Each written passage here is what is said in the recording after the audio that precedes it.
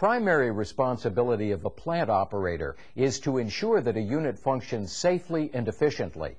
To fulfill that responsibility, an operator must be able to perform a number of duties under a variety of operating conditions.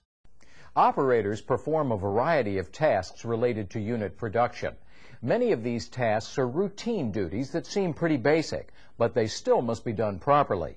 One task that's critical to safety in the workplace is housekeeping. A clean, well-kept job site reduces the risk of accidents by decreasing the likelihood of slips, trips, and falls. Removing clutter and debris from the workplace also helps minimize fire hazards. Good housekeeping practices also involve tools and equipment used in the unit. Since personnel often share tools and equipment, it's important to keep them in good condition and return them to their proper storage places after they're used. Another routine operator duty involves taking scheduled readings of process variables. When taking readings, operators are typically responsible for recording the actual readings and interpreting the readings. Operators then use their experience and knowledge of the process to determine if an abnormal condition exists and what steps to take to correct the problem. In addition to housekeeping and monitoring process variables, operators are often responsible for other routine duties, such as inspecting equipment and systems, collecting samples, and preparing equipment for maintenance. There are also a lot of operator duties that are somewhat less routine. For example, in some units, operators have to deal with waste disposal and vapor emissions monitoring. Various regulations apply to the disposal of both hazardous and non-hazardous waste, and operators must comply with these regulations at all times. Hazardous waste is regulated waste that's capable of harming personnel and the environment. But regardless of whether waste is hazardous or not, operators should always try to minimize the amount of waste that's created. For instance, when taking samples, operators should be careful to take only what's needed. Taking excess material creates waste. Operators should also remain alert to potential problems that could create waste. For example, if an operator sees a corroded drum, he should report it before it leaks and causes a more serious problem.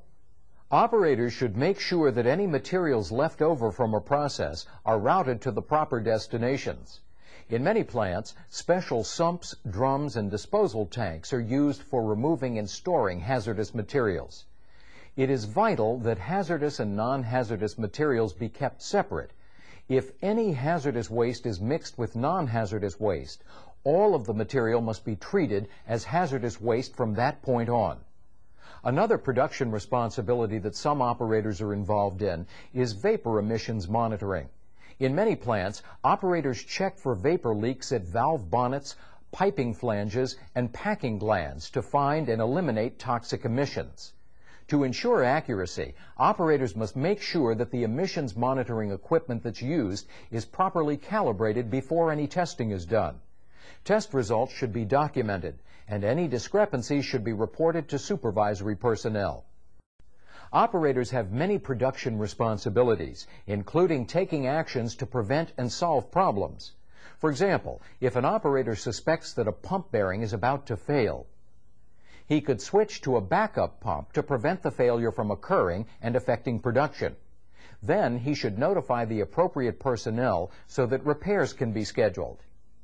An activity that operators may be involved in to help prevent problems is preventive maintenance. Preventive maintenance is basically work that's done to head off equipment failure. Some common preventive maintenance activities include lubricating equipment, adjusting packing on valves, and cleaning or changing equipment filters. Generally, part of an operator's job involves making regular inspections of the equipment in the unit. With experience, an operator can detect early signs of equipment problems, such as abnormal changes in flows, pressures, or temperatures. Operators should report abnormal conditions or potential problems to supervisors. Identifying and correcting potential problems can mean the difference between a smooth running process and an upset condition.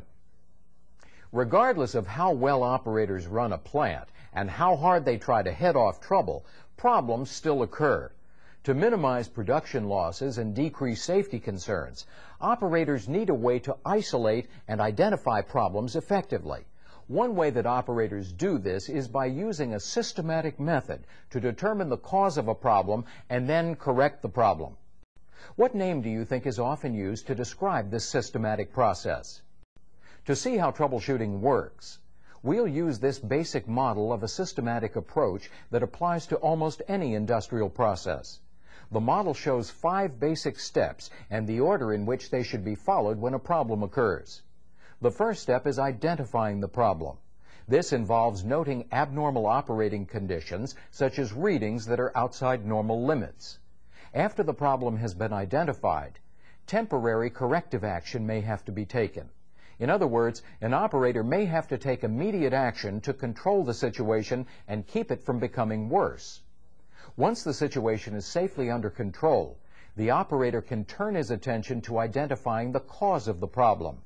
This step may involve separating factors that are unrelated to the problem from the problem's root cause. Once the cause of the problem has been determined, the operator must make sure that corrective action is taken. This can involve actions such as adjusting a set point or requesting that a piece of equipment be repaired or replaced.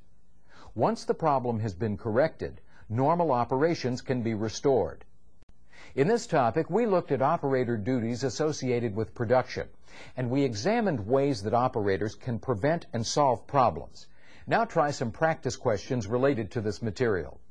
Safety is a top priority in any job, regardless of the operating conditions.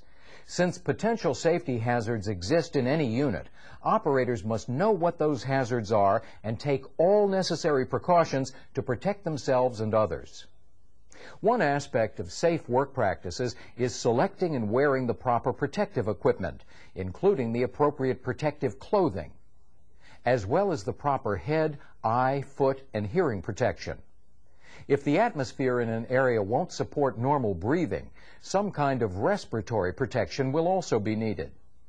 To ensure that operators know how to use protective equipment during an emergency, some facilities conduct practice drills under non-emergency conditions.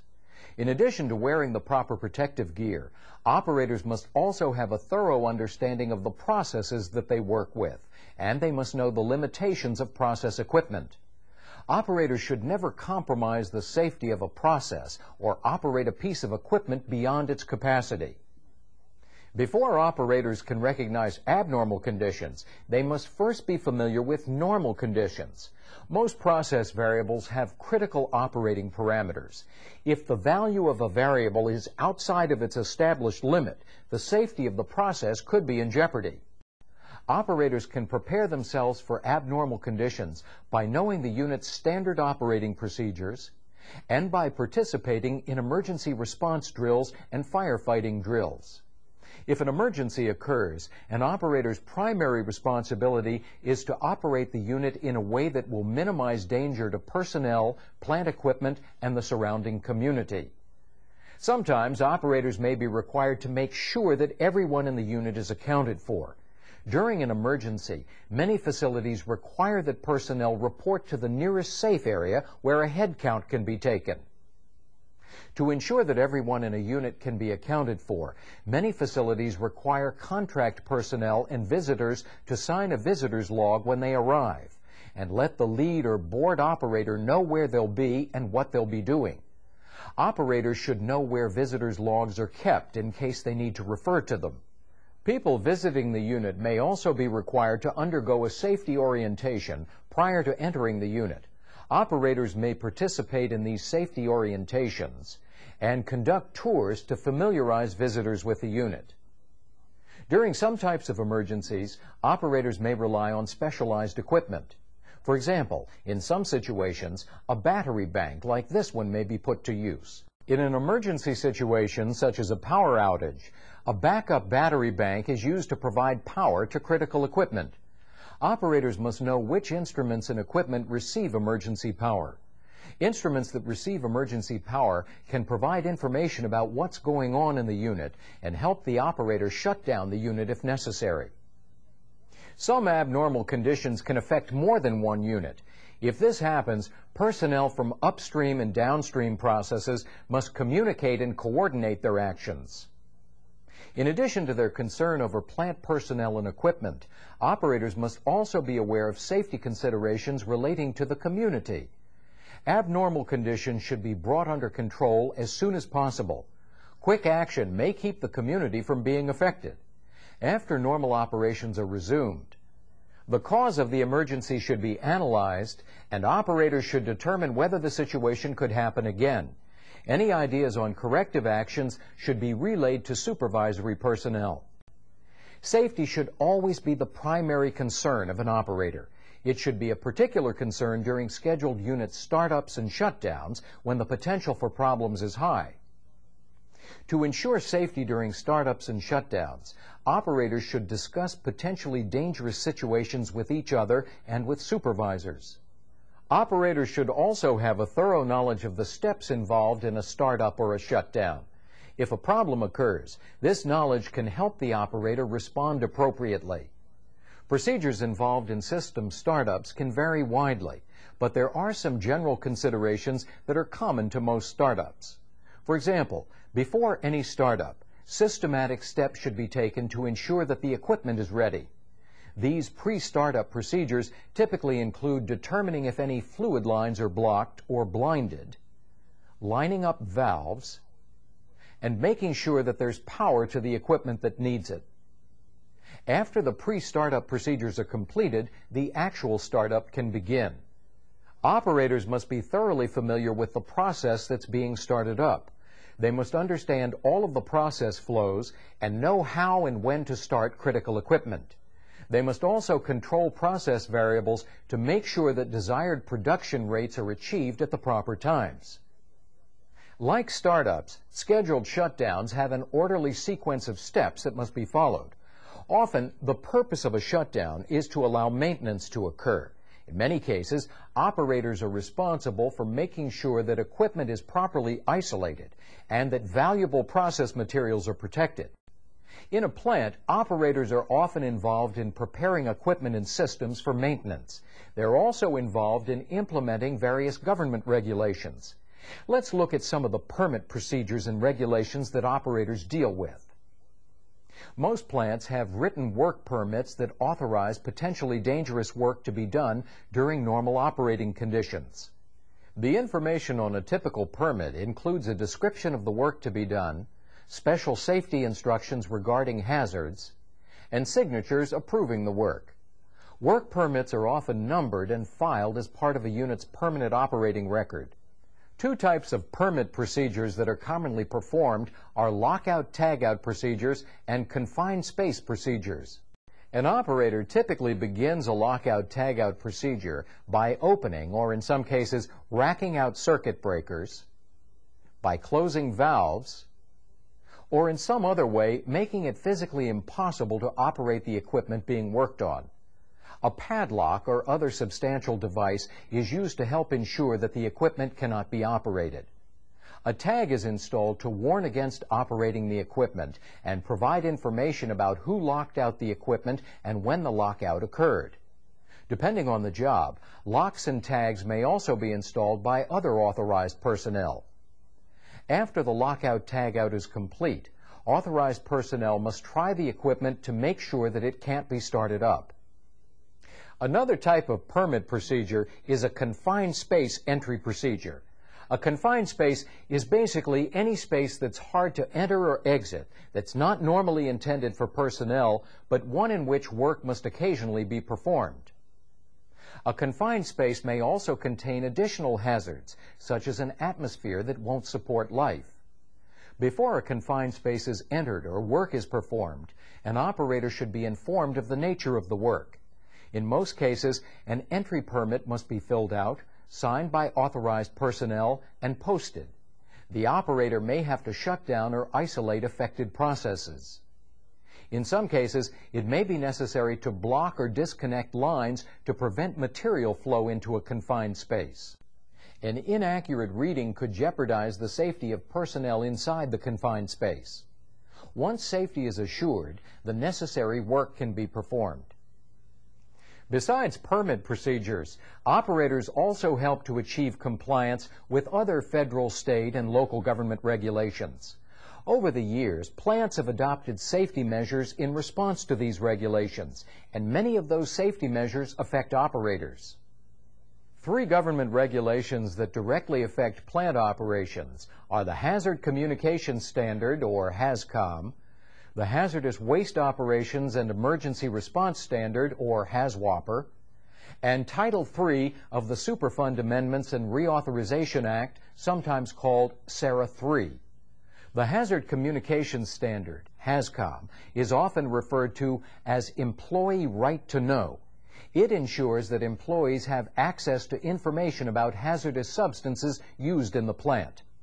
HAZCOM has 3 main purposes: to ensure that containers holding hazardous chemicals are properly labeled, to train workers about hazardous chemicals and provide them with pertinent information, and to ensure that a list of chemicals used in a unit is maintained. All chemical containers that enter or leave work areas must be labeled to provide specific information about the chemical inside, including the identity of the chemical, the name and address of the manufacturer, and any appropriate warnings about the chemical, such as corrosiveness.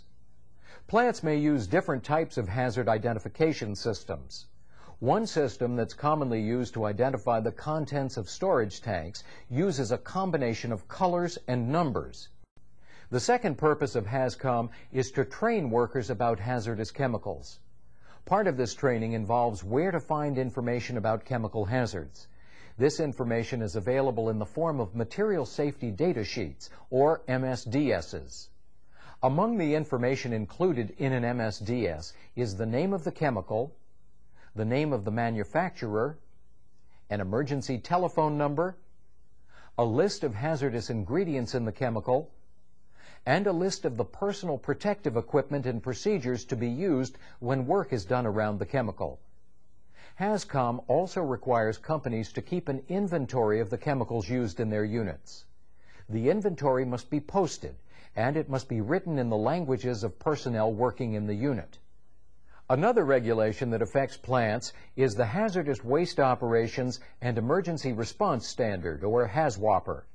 HAZWOPER is concerned with the possibility of chemical spills. It helps protect workers at sites where hazardous chemicals are treated, stored, or disposed of. The final regulation that we'll examine is Title III of the Superfund Amendments and Reauthorization Act, or simply SARA III. SARA III promotes effective community planning and response in the event of a hazardous chemical release. Under SARA III, local planning committees help prepare an approved written emergency response plan for the community. The plan helps coordinate the efforts of the community and the plant during an emergency. It also details the responsibilities of local fire departments in dealing with a hazardous release. SARA III requires information about hazardous chemicals to be made available to the public. With this information, state and local governments, civic groups, and the plant can all work together for safety. In this topic, we focused on operator responsibilities associated with the safety of personnel and equipment. Now try some practice questions related to this material.